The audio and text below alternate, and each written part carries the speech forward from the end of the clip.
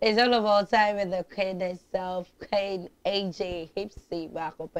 Me didn't me come to me boys na matching ways and say me ankasa me a full package what I say baby she and me didn't me honam so esampa Queen AJ Hipsy, the only queen of Kumawood TV, Queen back up. Yeah, but that will be to say another in so much brain. I'm over time with AJ, make time with Queen AJ, they know say entertainment and come on church and corner because live on Kumawood TV into new feeding in fear time could to let's see in some pa and you da and the Brew live on Kumawood TV. 1 hour so much cinema did you make Brew a Clayton soap now I just saw a dear mommy naturally beauty. So some papa pound abedja so eboa eyi redianing san painful stretch man could they say and then ye kika ho bia Clayton so beboa eyi reading any ama reading any aye come pa eyi ene menya nwum to ni bi wo ha me ne no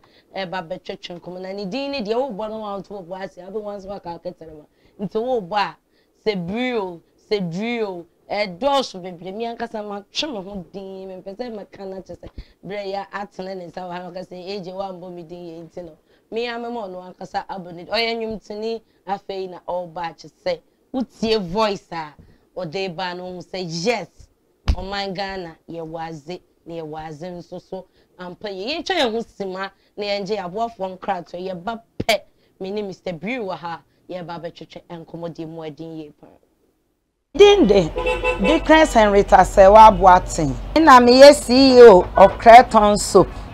Clayton semra ye semra wanwaso bia aba eboa honamani sansa pimples yare bia we de wakon a enko na eye skin rashes eni eden a we ya ne hwe enye no so me kanfo Clayton Soap ichro se wunya bia ebetimi ayi sa bad ayi ni nyina free ho no Clayton products no ye wo after wash fabric conditioner we say we senior mawie no na person niema no mu ye hwama we de be sanfro niema no enti ye wo sa fabric conditioner na dodo na afre no after wash no Clayton product no ye ne aye sa adwuma no Clayton Soap wanwaso samre ya ye de abai sa wo peye hira kwan a wo benya bi wo so ami post office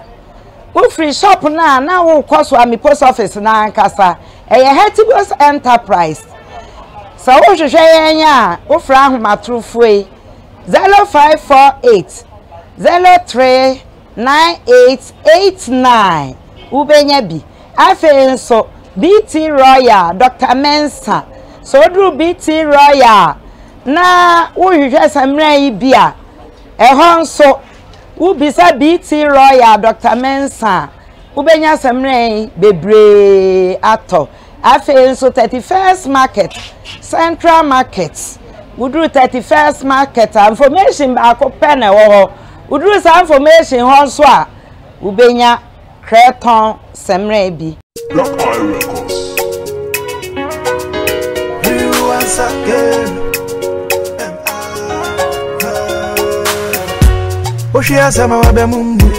Sorry, what can you and amazing? Life is like a ludo. Every abebo mention munuku. So pono matini night. And yes, I mean we have a no cry. When you meet you and then money pay the fair in your honey, madam cry. So pono matini night. And yes, I mean we have a no cry. When you meet you and then money pay the fair in your honey, madam cry. Hey, she let me know what I'm going to Mama wona ma want to ma wona wudi ni bayo Hey, she let me know what I'm going to Mama wona ma want to ma wona wudi ni bayo. Life is full of mistakes. Go be shasani otechi and him go see bia wonem wono mensuro na na nyame tiasio little drops of water makes a mighty ocean. Ohana mane bia wakomuno men so ka wincho. Journey begin with a step, so veneration to the top, keep on hitting to the top. Why you say, let them talk. Ajay. She ain't a matter anyway. Mama wongo. Oh, na woody beyo. Ajay. She ain't a matter anyway. Mama wongo, I want to. Oh, na woody beyo. Ajay. She ain't a matter anyway. Mama wongo, I want to. Oh, na woody beyo. Man, I say, and now I. Nana mi on tonko na onda. Obeya ma imbra wenin dawai minya memfasha sayen dawai na mi on tonko na onda obeya ma imbra wenin dawai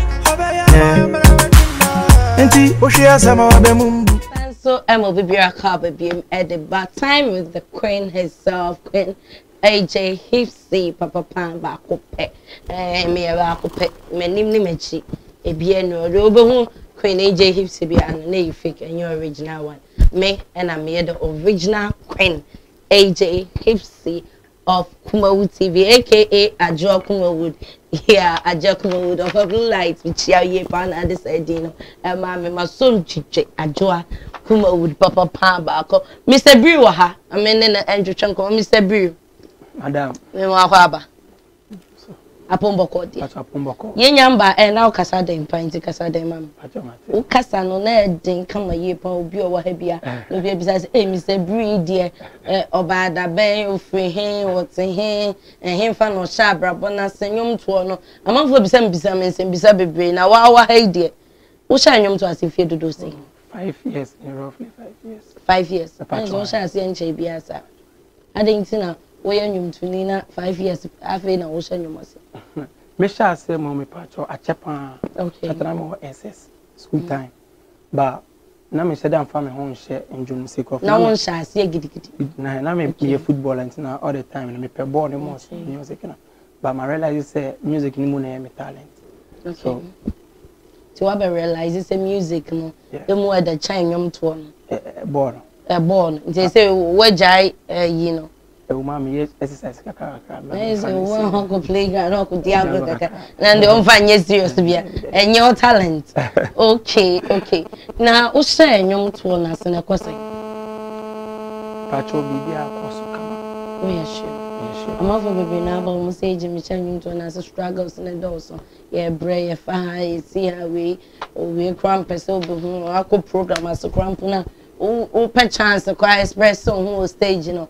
You guys are not getting those chances. A bit too, and as you do, you are okay. Pacho, a bit to me.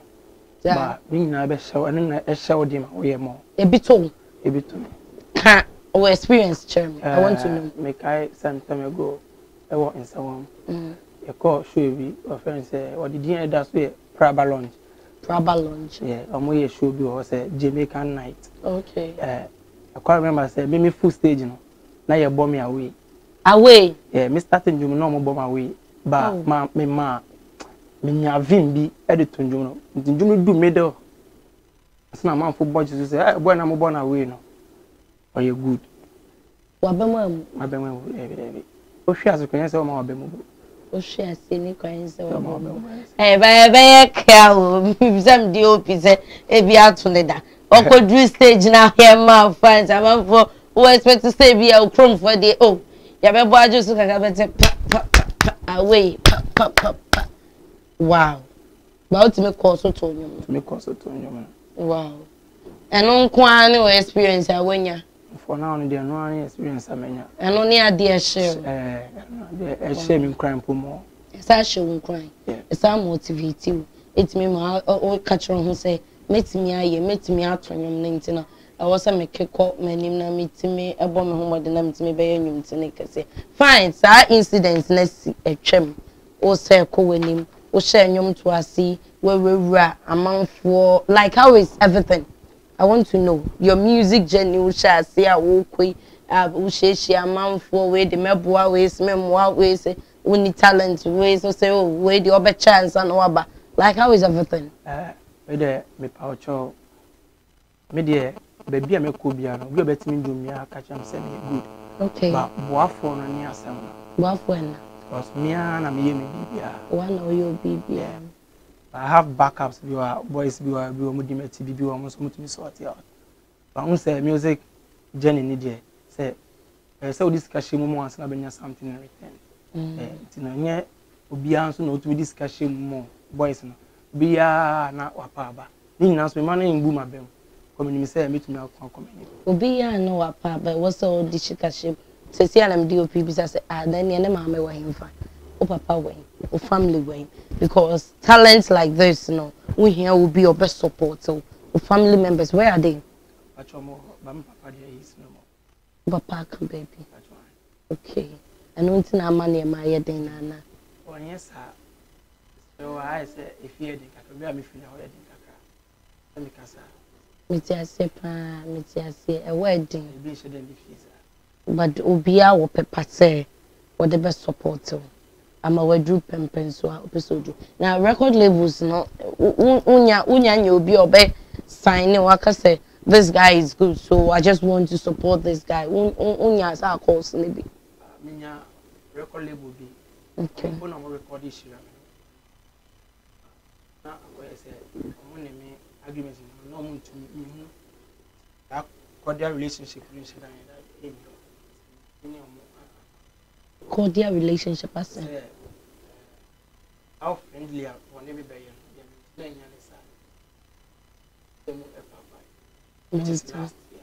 last year.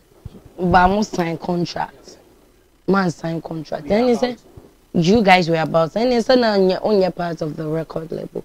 Because every record label piano or paper or no be the moment you guys meet, you know, or someone sign contract and I say ocean as into you be na on pa ultimate catch but the fact say only nine sign a contract and then acquire buame. Okay. In favor. What are some of the terms I know on the walk?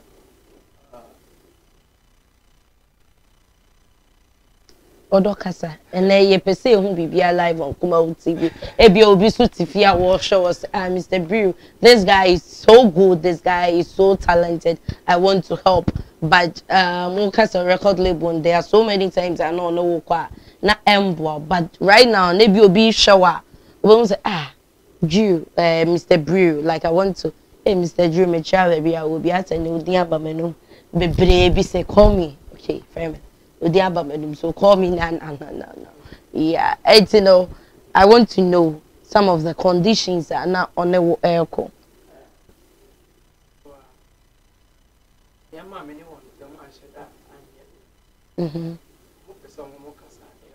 Okay. Actually, okay, not just a dictatorship, like or time be per se, or worse, yeah, finer. O can say ebia and the young couple show ka ye ni say be bo mo so da bi that dey na happen pa a man for be brain na ka say o munya ko record label ma as ye show so but no mo ma bibia de no money. Wow. You guys are about to grow.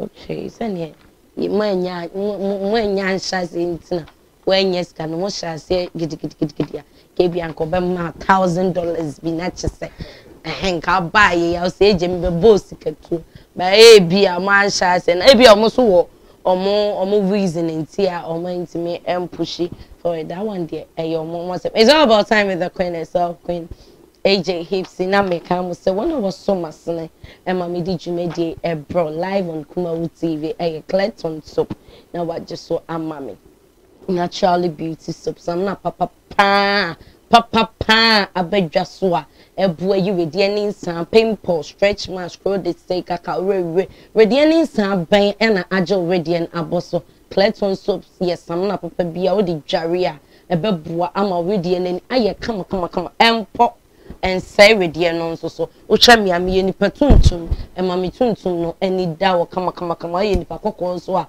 e beboa ma ready no eni adawo enye eye ma akra abofra enye say bia wo ya akra 2 years so say oh ma wo na fufuro ontimi nware obi biara etimi dware sa sam na won waso ibi eye sam na papa food and drug authorities aje atum se eje obi abetimi akotobi e di edware ama na ready no any ayesoche kama efi ene kekawa bia ene so your ba na so ready any ehia wa na chese wonye oba papa e wo so oba bia no o ma ready any hia na kasa upia bonten kra na wanya 2 points dia na enye ready ho 2 points inti kope Clayton soup ni bi edware na ma ready no any enye kama na me kai mo say 28th August eye Kumawood TV, your MCR, Loretta, Numaji, a birthday. Lord, cute, happy birthday in advance. We wish you all the best and all the grace and mercies. Yankupo unsha ke sepa birthday nindro, but advance wishes na. Yeah, they come on. Ye enjoy your home, ni enjoy Clayton for unclad so ye ba ye beto ejumedi no so.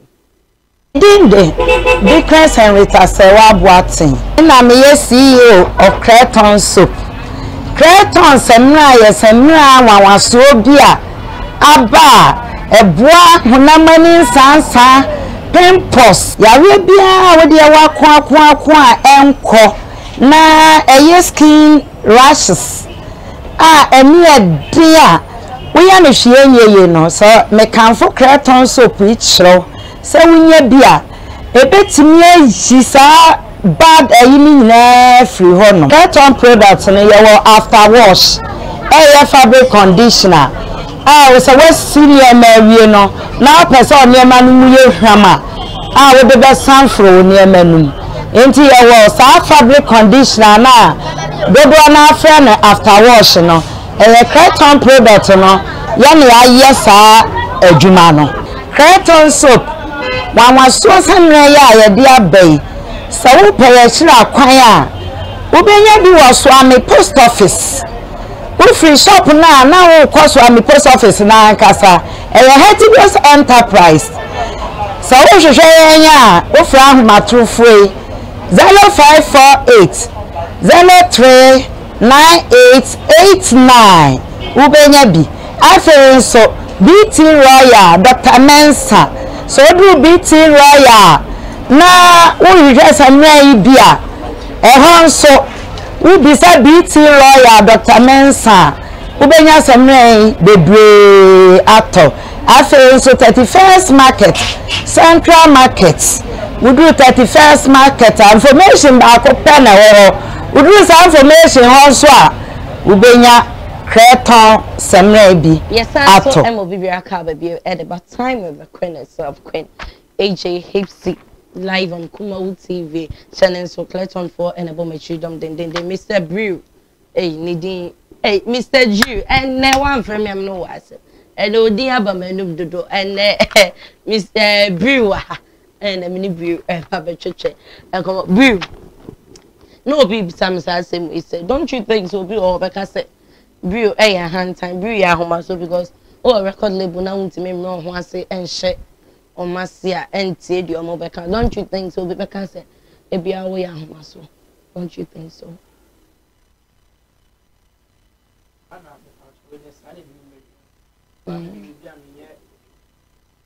Onya Homaso. Obron was so yeah, Onya Homaso na brown was dear. I didn't see any. Yeah, sure, so get to Ebiana. How?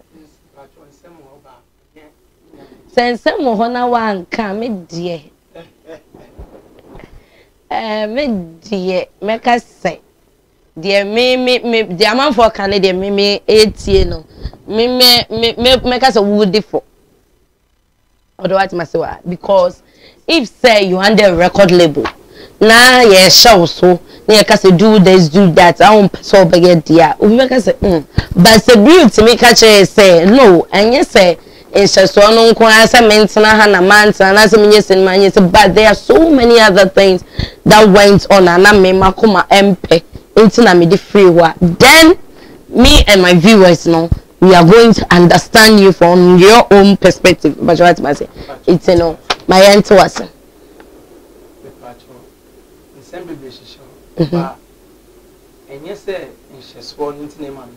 okay.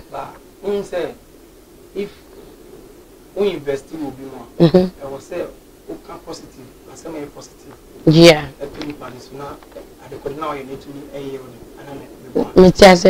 But always negative as in. And I'll cry about cry. Will you cry crying? Okay.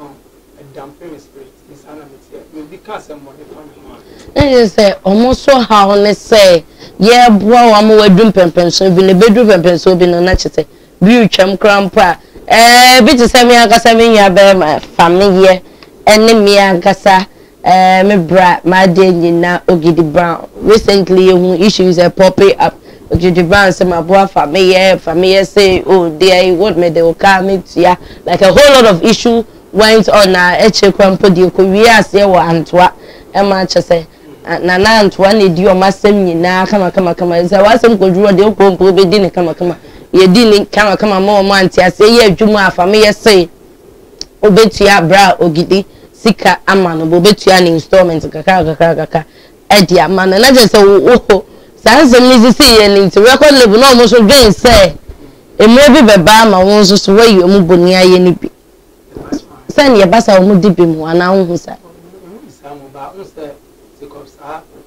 incident now almost them pushing masana was pushing okay na delay okay na just papa no was so mu de beboa ni nyina no o mo twetwe san o ya so jai ye njai o china e be say we ya so be say but sa de no kame akoye say ya ye no kre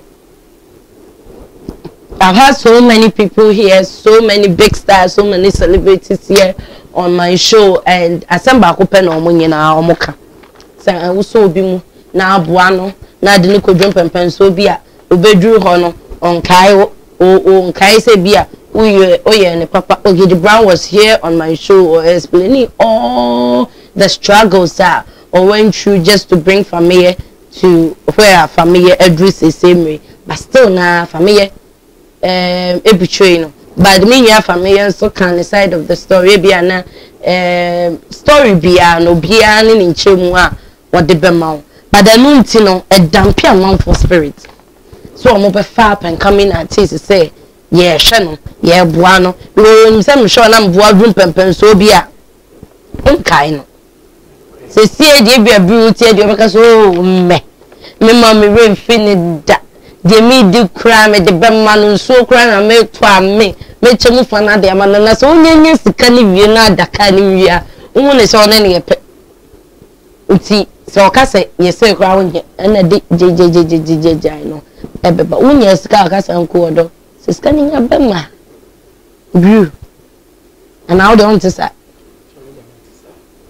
o de boa kai o de kai wachi okay baby afri bae ene na kai wachi ya chia oye pa baby biara wo bia breed your say ono de on tese ya no so back as a record label na bana so baba be family na wa boa no ama na adum na nyom to adum a chede no etimi aba out ama bia sinipa nyina tenene ama mo how good he is ono de obebre no ho ase odi ni die bi ese obi abema no no man rain few that to say Kwame Eugene Kiddy and Richie I salute you both omo send your Kwame Eugene ne Kiddy die omo si Richie mensa from no sa pepe na Brew so ono be into sram any die one so ho na record label and things say Brew e good man na pese obua na akonya no ewo ko mabra na befa no na boa no na nyom to no enko nanim make us obi be say je say emo no na nyom to no enko nanim nyom to no so ye enter voice ye be ye dey how good Mr. Brew is Mr. Brew mananko madam promuni mu kakra bi ma me ne ma chef work we no so kan ho ntano na ade bom aje yankoi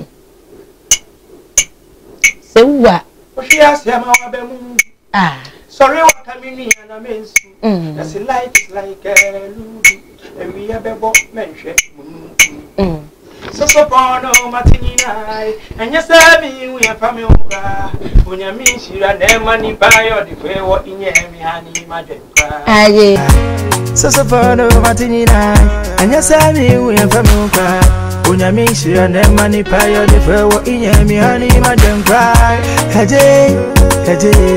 she ran me never time anyway Mama wona ma want to I wona would in the she ran me never time anyway Mama wona ma want to I wona would in the life is full of mistakes oh gracious and you take she and him go see be a woman men's road and I am it she ran me never time anyway Mama wona ma want to I wona would in the she ran me never time anyway Mama wona ma want to I wona would in the life is full of mistakes go gracious and you take she and him go see be a woman men's road and I am it little drops of water makes the mighty ocean. Ohanya mani bia wako muneno memeno sunka unsho. Mr. Brew, hold on. Hey, second family, and I'll do it to know. This is super good. We are dear. Papa. I'm also crampo a gummy. Baby, a feeling what? Edding. Then, Uncle Pona, or dear Shassi, it shall allow. Or dear baby, or dear Brew every year. And I send you brain to me. Namely, I shall say no Casabi, granting you send him Jevin Luja because talented dear. Who be Android. And could your vibes, me may.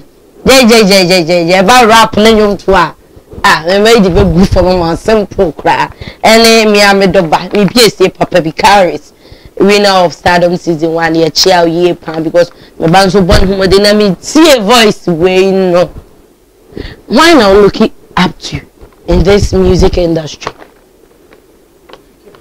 Kofi Kinata, and you better now beat me out. Nenyum I say if you will look up to Kofi Kinata, it's no because nenyum bang and a year there beat me up to I express yourself yeah and nenyum bang. I say Kakrebian so prominent Kakrebi na kena Kofi so shamia tie ni ye pa yes baby Semuana may imagine you. And I was what I'm too, and I might have you sorry for me. Vinina can tell that. Kofi Kinata so check and it did. Oh, Minabana. No, we are long. I'm so very low. Love favorite track na and the walking kind I would want to come and sing you know a yummy day Kofi Kinata also annoy me one of my favorites yes one of my favorites can be favorite Kofi Kinata e ka ho simple my first favorite here Edamiko yeah to me peno asem ye pa Clayton soap for and a bomechi don den and mama the time with AJ Ebro live on Kumawood TV Clayton soap yes I'm not papa abedwaswa ebua eyi redi ani sa se ne dan den nyina me kan pimple stretch mask road de sekaka we and redi ani sa fin bi e wo redi ani bia no Clayton soap bebua eyi efiro ama redi no eni adaho kama Sochi eberno aye bre Mr. Brew haidi and the final words there den ya memma no aka ne simple ko bet me aka ne final words ni na obebo no tofa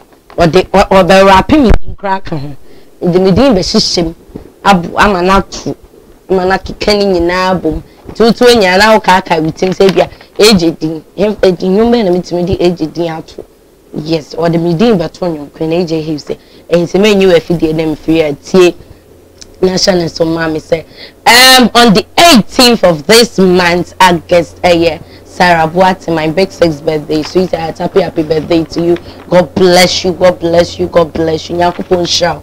Onya wakuma swadi nyina. Onya kesikusi say abawa be kesipa medo. Prima kuma nyina. Nyakupon show na onyo kesipa. Adwa echampwa. Oka no so de you ready me dey bro live and colored papa baby Range Rover yeah. Odo I bre no enya aye bre.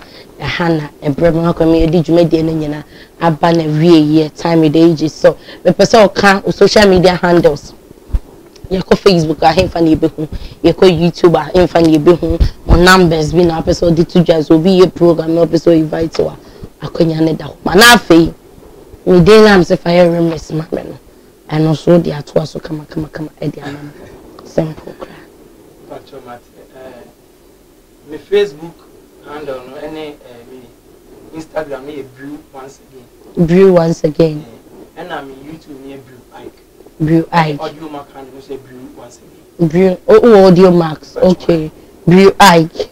Brew once again. Once again Audio Mac. Ike and IG Facebook also. Facebook IG Audio Mac na. Okay. Brew once again. Brew once again. We go YouTube there and our Brew Ike. Not just say I come on phone number so episode the two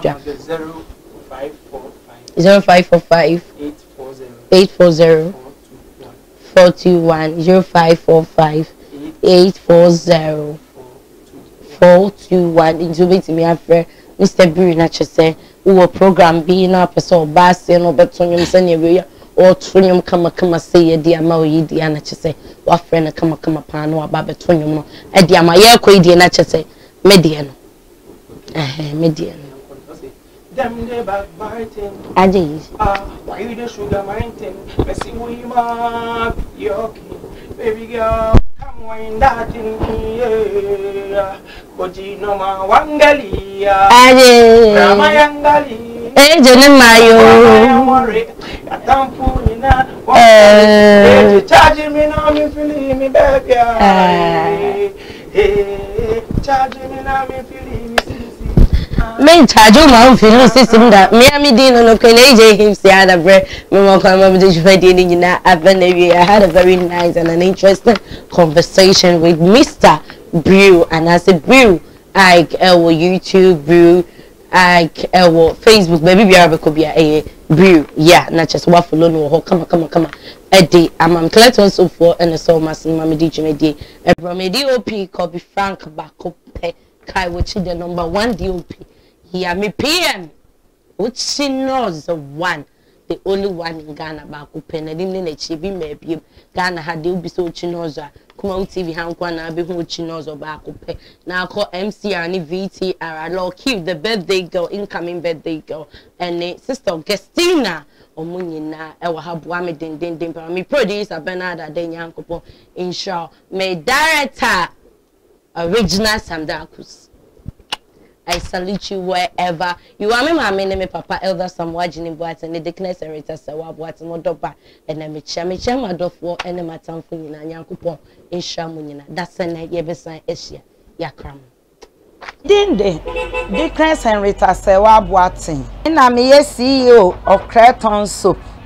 Creton Semra Semra Wanwaso Bia Aba Eboa Hunamani Sansa Pimples yare bia we de wakwa enko na eye skin rashes eni ede a we ya ne hwe enye no so me kanfo Creton soap ichro se wunya bia ebetimi ayi sa bad ayi ni nyina free ho no Creton products no ye wo after wash eye fabric conditioner we say we senior mawie no na person niema no mu ye hwama we the best sanfro niema no enti ye wo sa fabric conditioner na dodo na friend after wash no Creton product no ye na aye sa adwuma no Creton soap wanwaso samre ye de abai sa wo peye kira kwan a wo benya bi wo so ame post office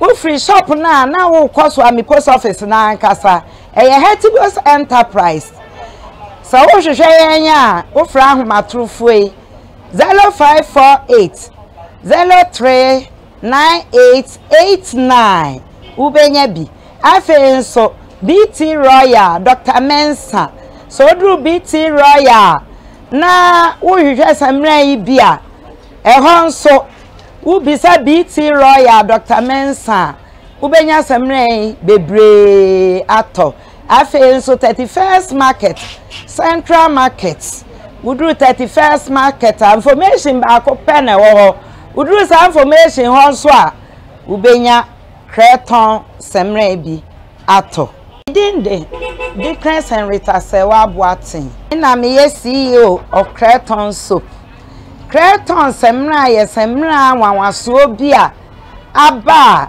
eboa honamani sansa pimples yare bia we de wakon a enko na eye skin rashes eni ede a we ya ne hwie nyeye no so me kanfo Creton soap ichro se wunya bia ebetimi ayi sa bad ayi ni nyina free ho no Creton products no ye wo after wash fabric conditioner we say we senior mawie no na person niema no mu ye hwama we de be sanfro niema no enti ye wo sa fabric conditioner na dodo na friend after wash no Creton product no ye na ya sa adwuma no Creton soap wanwaso samre ya ye de abai sa wo peye hira kwan a ubenya bi wo so ame post office wo free shop na wo kwaso ame post office na ankasa Hetibos Enterprise sa wo hwehwe yenya wo fra ahomatrofo 0548 039889 ubenya bi afen so BT Royal Dr. Mensa so dru BT Royal na uhwehwe samran yi bia ehon so ubisa BT Royal Dr. Mensa ubenya samran bebre ato afen so 31st market Central Market udru 31st market information ba ko pene wo udru sa information ho so a ubenya Creton samran bi ato dinde difference and retasewa boatin na me CEO of Creton soap Creton semra ye semra wanwaso bi a aba eboa honamani sansa pimples yare bia we de wakon a enko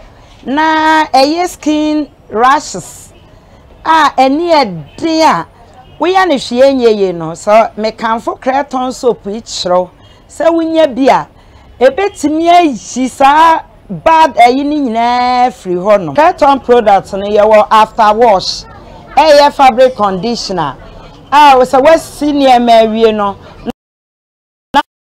na person niema no ye hwama we de be sanfro niema num enti ye wo sa fabric conditioner na dodo na friend after wash no Black Eye Records.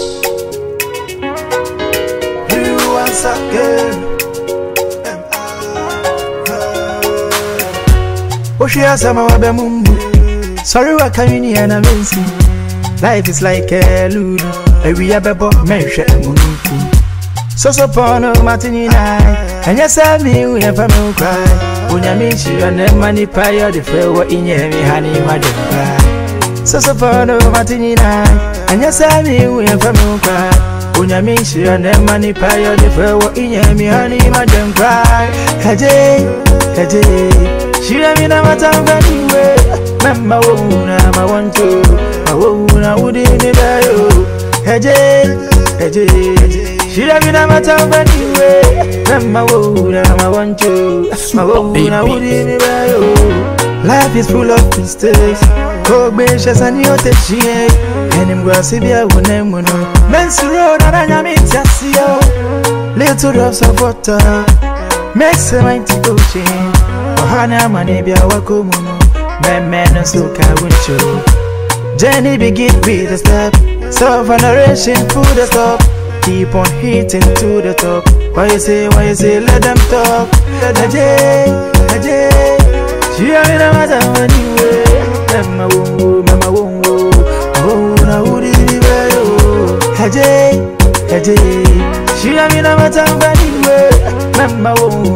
want to.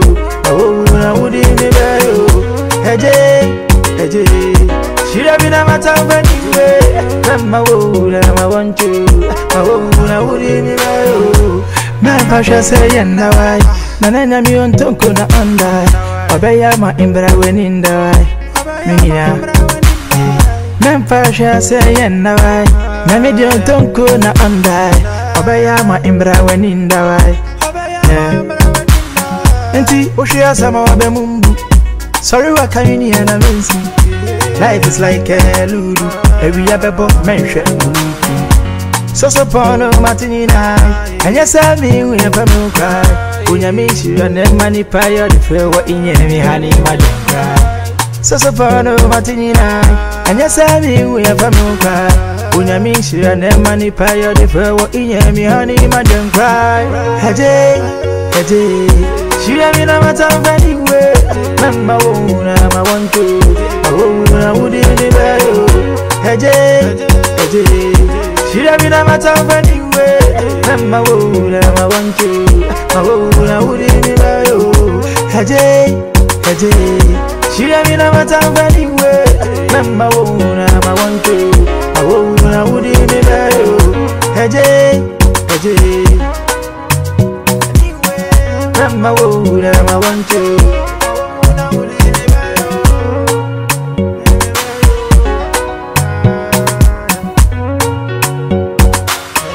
Oh, I wouldn't